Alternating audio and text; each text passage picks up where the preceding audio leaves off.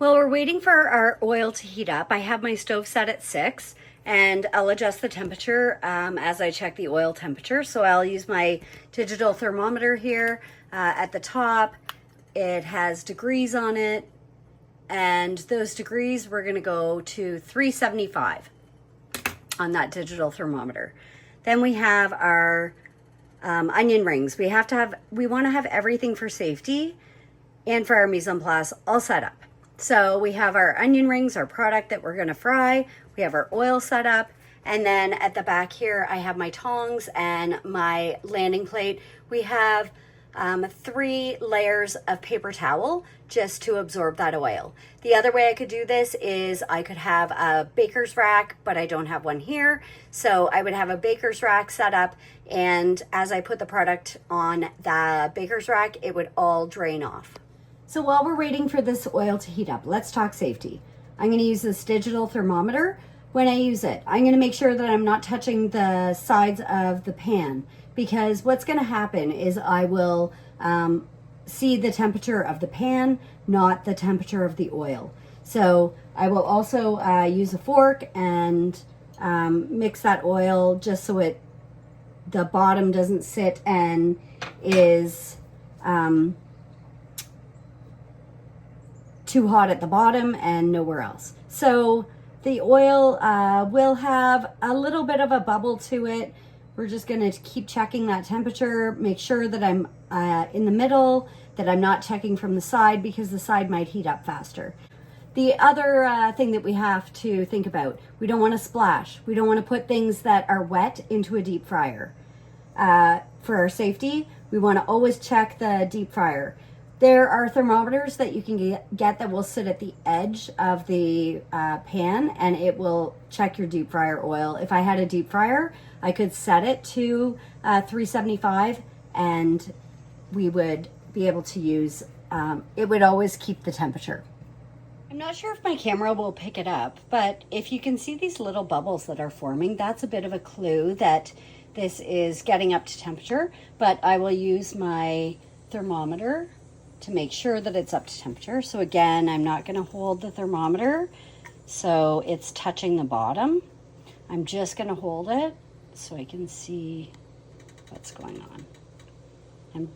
I'll show you at the very end. So here we are at 350. Again, I'm not going to use the thermometer at the side of the pot like this. I'm going to try and get it right into the middle. So we're ready to get started. We've got our oil at 375. I've washed my hands, so I don't have my club hand on anymore. I don't want to splash the oil. So I'm going to pick up my onion rings with a fork, and I'm going to put them in.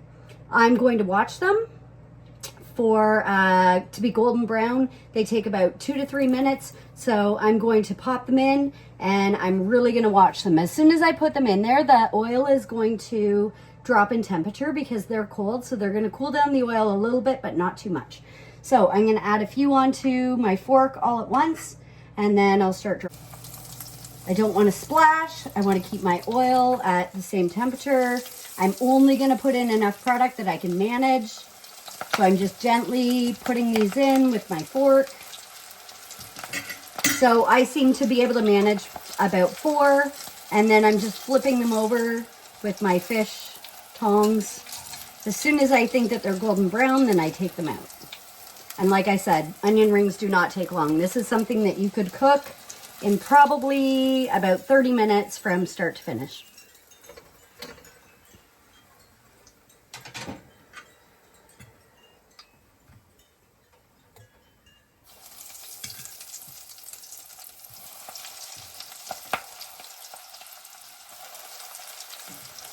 If I had my club hand, I wouldn't have to use the fork. Or sorry, if I had my hand that had the wet, I wouldn't have to use my fork because I could just use my hand close to the oil then. It actually gives you some protection. But unfortunately, I had to wash mine off to get close to this oil.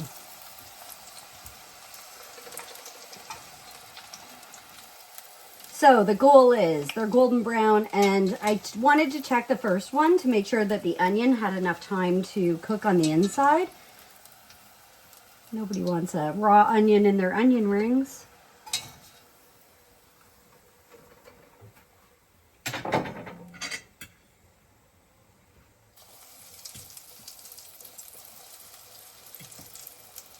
Here's our half onion. It's okay.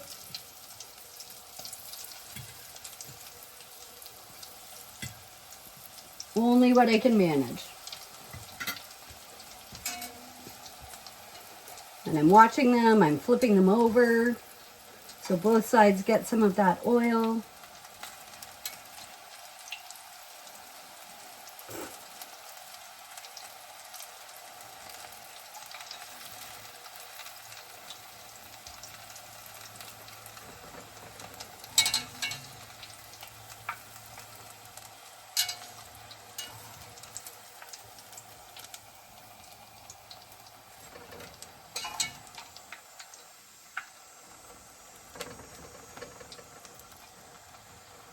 Felt like these ones weren't golden brown enough when they started to cool, so I'm just going to pop them in again.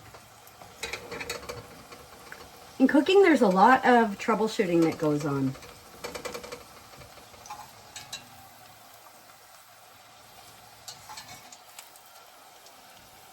I would never walk away from the oil in a deep fryer.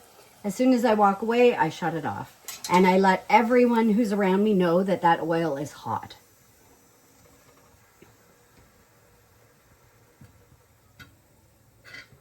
This is our last ones.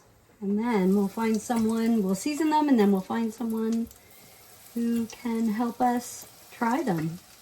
It's always nice to share our food.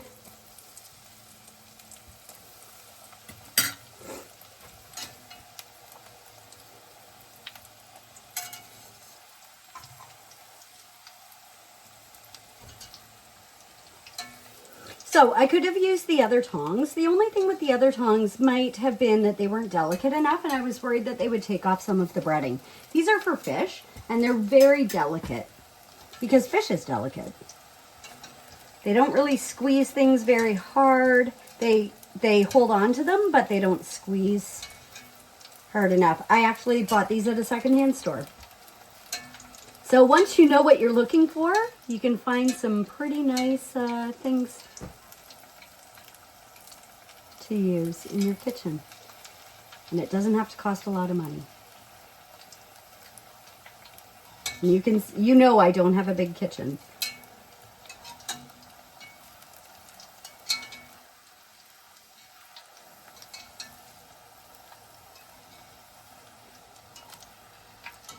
Flipping them over. This is what it looks like in the oil. So some of that breading comes off sometimes. That's okay. So that's all I'm doing in here is flipping things over.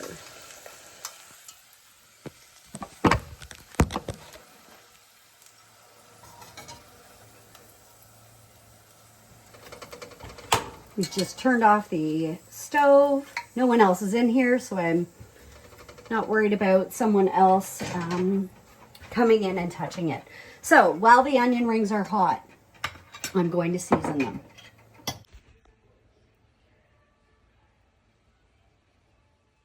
So before I finish plating, I'm actually going to add some salt and pepper.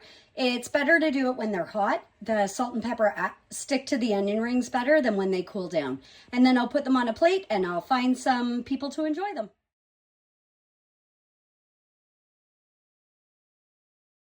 All right, your